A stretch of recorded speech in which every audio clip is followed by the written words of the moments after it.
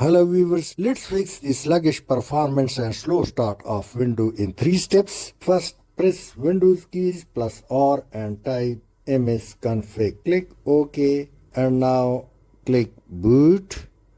No GUI boot. Click inside, apply, yes, OK, and now your computer will restart. So go for the second step, start settings, and in settings click apps.